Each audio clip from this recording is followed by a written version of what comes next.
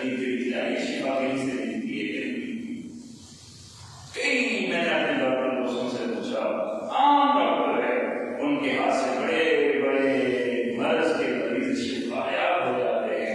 اور کچھ انسان آپ دیکھتے ہیں چھوٹا سا مرض ہے، پوری دنیا گھومتے پھرتے ہیں، ہر ڈاکٹر ہر اسپتال، آپ کے چھوٹے مرض کا علاج نہیں ہوتا. کیوں؟ کیونکہ شفا اللہ کی رحمت ہے. جہاں اللہ رکھے اس جگہ سے آپ کو شفا مل جاتی ہے، اور اگر اللہ نہ چاہے تو دنیا بھر کے ڈاکٹر استعمال کیجیے، آپ کو شفا نہیں ہوگی. آپ دیکھتے ہیں نفع کاروبار، اس کے حالات 7 دو دکانیں ہیں، ایک ہی بازار ہے، ایک ہی چیز، وہ بھی وہی آٹا بیچ رہا ہے، یہ بھی یہی آٹا بیچ رہا ہے. اس کی دکان پہ لائن لگی ہوئی ہے. اللہ نے لوگوں کے دل میں ڈال دیا ہے کہ اس کی یہاں اچھی چیز ملتی ہے، در دیکھ رہا ہے، ساتھ پہنچانے بیٹھا ہے. آپ نے سمجھا تھا کہ دکانوں سے رزق ملتا ہے، مگر رزق تو نفع تو مال تو اللہ کی نعمت اور رحمت ہے، اس کا دینے والا اللہ ہے.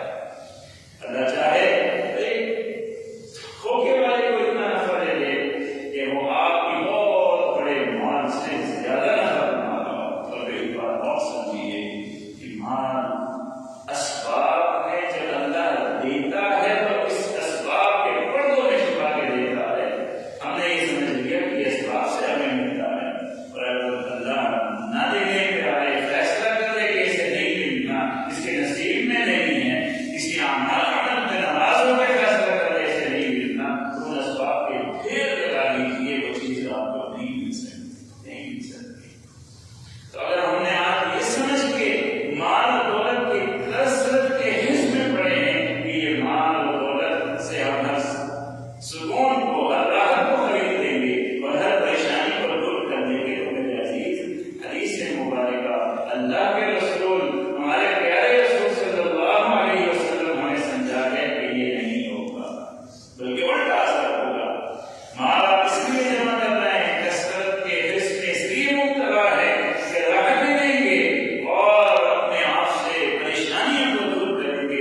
اللہ کے رسول ہمیں بتا رہے کہ اللہ کے رسول نے فرمایا کہ اگر اس طرح کے انسان بن جاؤ گے، کثرت کی حرص اتنی آ جائے گی کہ صبح و شام ہر ذریعہ استعمال کر کے مال و دولت کو جمع کرو گے، یہ مال و دولت تمہارے کسی کام نہیں آئے گا.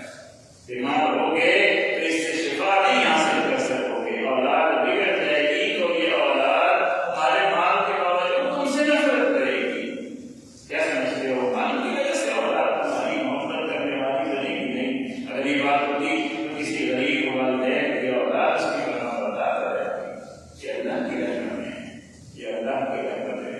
بلکہ حدیث مبارکہ نے تو ہمیں اس کے بالکل برعکس بنایا کہ یہ مال و دولت جو ہر قسم کے ذریعے سے اپنایا ہو، اس طرح محبت کر کے اپنایا ہو اور حاصل کیا ہو کہ اللہ کی یاد سے آپ لوگ غافل ہو گئے ہو، یہی مال دنیا میں بھی آپ کے لیے وبال بن جائے گا، آخرت میں بھی آپ کے لیے وبال بن جائے گا.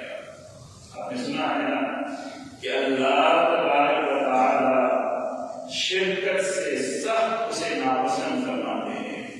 سارے گناہوں کی معافی ہے، مگر اللہ کے ساتھ کسی کو شریک بناؤ یہ اللہ کو پسند نہیں ہے، ناپسند ہے.